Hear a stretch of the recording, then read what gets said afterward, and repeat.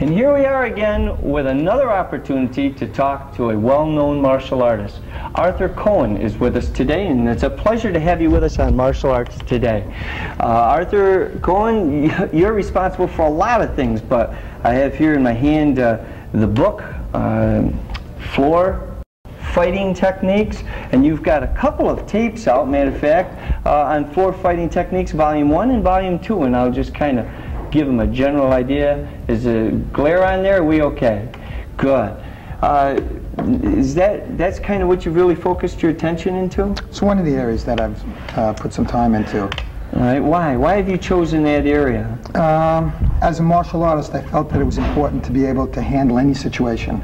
And when I first started training, we did a little ground technique, but a lot of questions were asked as to what would happen if this occurred and what would happen if that occurred. Yeah. And so we felt that there was a lot of lacking, and there wasn't much readily available, so I collected what I could find, and then I improvised and developed the whole thing.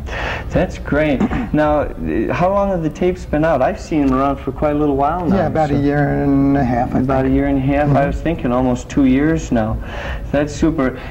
As far as the martial arts, there's so many aspects to the martial arts.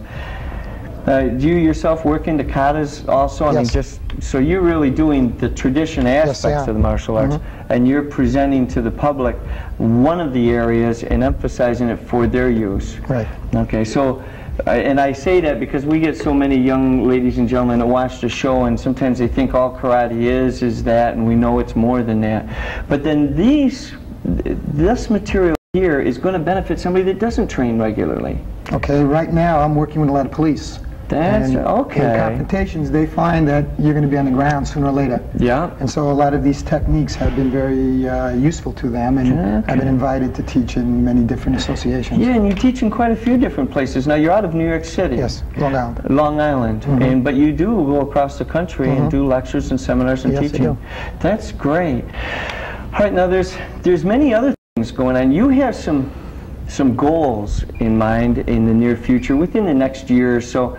What are some of those? Okay, right now I've been working with the police on floor fighting, and I've been invited to several conferences in the upcoming year. And I'm also working on a women's awareness and prevention program. Oh, good. Okay, because I feel that it's very necessary. Yeah. I have 3 daughters, and I recognize the problem that women have in a world like it is today. Yeah, and that's the truth. And you know from what we've talked, that I feel the same way. I think you're on the right road there. I think it's necessary. I myself have done, quite a few years in rape crisis teaching and so forth. And so, yeah, I agree with you. I'm glad to see you and other people getting involved in putting material out, because it isn't a matter of whose material they get, as long as they get the knowledge. Right. That's great. Well, you have 3 daughters. Well, how's the family feel about you being so committed to the martial arts? Some complain, some. Just sometimes, because you're gone a lot. Right. You do some speaking engagements and teaching things in things like the Super Summers that take place in Central New York. Right. I've been here a couple of years now. That's great. So, and do you like working with all fractions of different schools and styles? In fact, I like the atmosphere here because people are very friendly. Nobody's on any kind of ego trip or anything, and it's a good exchange, and everybody's willing to learn. Okay. Well, good. I'd like to thank you, and I want to give you just an opportunity, if there's anything that you'd like to say to the young ladies and gentlemen we call our small karateka out there. I'd like to have you have the opportunity to kind of tell them. Is there anything you'd like to share with them that... Sure. A lot of times we see experts, and a lot of times we say, well, I can't do that. Okay, when I first started training, I wasn't really an athlete, okay, but I kept at it.